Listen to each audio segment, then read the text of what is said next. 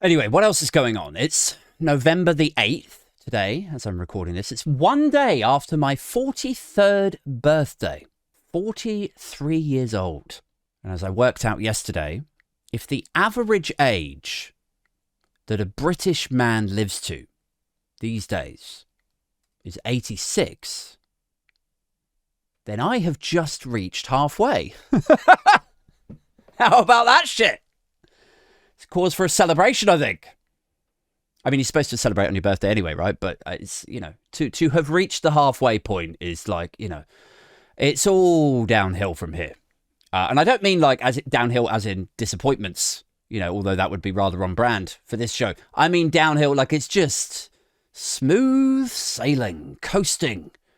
The uphill struggle is very much in the rearview mirror now, I feel. Because if you work it out mathematically, the last few years of your life, you don't really, I mean, some people maintain all of their faculties and they're able to coherently hold a conversation with their nearest and dearest right up until they snuff it. And maybe that'll be you. But I have had way too much alcohol and drugs and various other things in my life. I think I'm on borrowed time as it is. Some might say they've noticed the mental effects of my rampant drug use in my 20s already. Maybe I really am on a sort of downward keel in that respect. But if you consider that the last few years of your life, like, are you really even fully there for them? And indeed, are they even really worth living? If you're asleep most of the time, sat in your own freshly shitted pants, you could barely talk, you could just about gurgle and burp the nurse over to change your underwear. It's not a pleasant time, I don't think. I think you could credibly describe what I'm telling you now as a sort of, a spoiler. We all know how bad it gets for the last 10 years. So the last 10 years were basically a write-off. Then you've got all of the years before that where half of it you're fucking asleep. So all of that's out the window.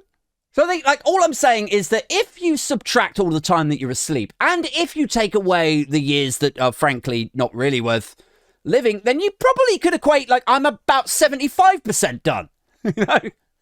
I've only got 25% more time of this fucking charmless shit heap left that I have to endure before I'm out of this motherfucker forever. And that is the reason I'm actually celebrating.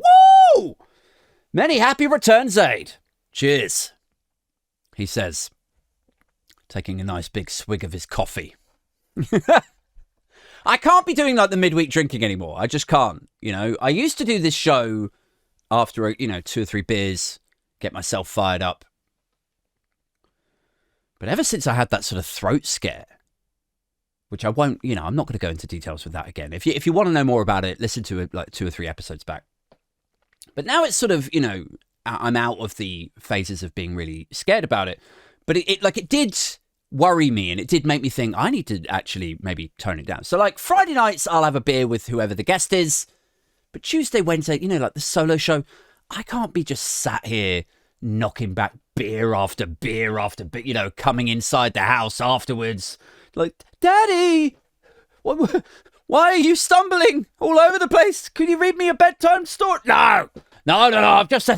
I've just had half a bottle of vodka and I've been ranting about the apocalypse for the last 90 minutes. And you want a story, do you, son? Here's a fucking story.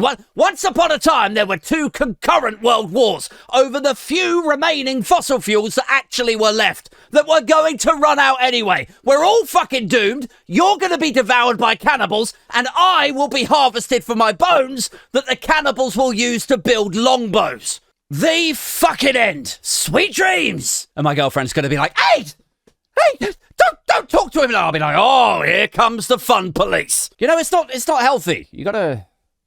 I mean, the weird thing about toning down the midweek drinking when you host a show like this, which is sort of anarchic, irreverent, bit nutty at times. Once you remove the alcohol from the situation, but the content stays broadly the same. There's something kind of funny about, imagining people listening to this show and being like, hang on a second, is this him sober?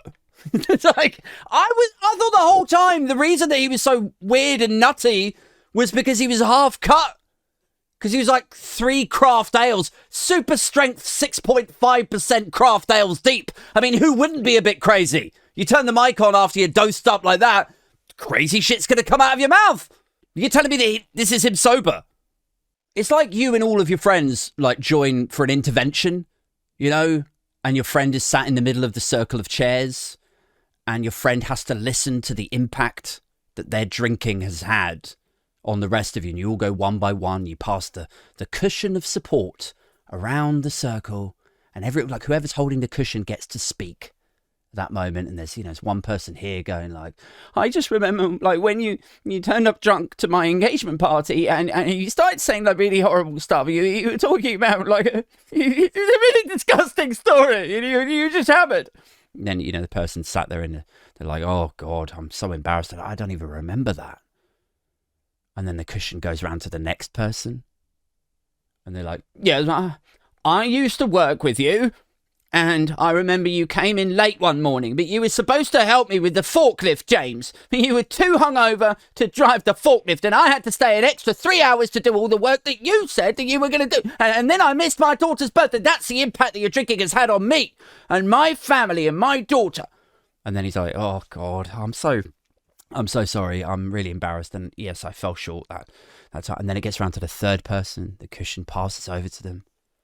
And they're like, oh, I remember when you turned out to my birthday party and you tipped over the drinks and you called my wife a cunt. And then you punched my dad in the face and you said he was a goggle-eyed prick. And you told him all my secrets. All the stuff that I told you in confidence, Aid. You told him my secret that I've never repaired my relationship with my father, and then he passed away last month, and we had never rebuilt that bridge, and that's all down to you and your drinking, Aid. And then you lean forward and you go, yeah, I was sober that day, actually. You fucking what? I feel like that's this podcast. Is you're going to remove the alcohol from the weekday solo thing. And everyone's going to be like, oh, my God. So it wasn't the alcohol at all. He's actually like that.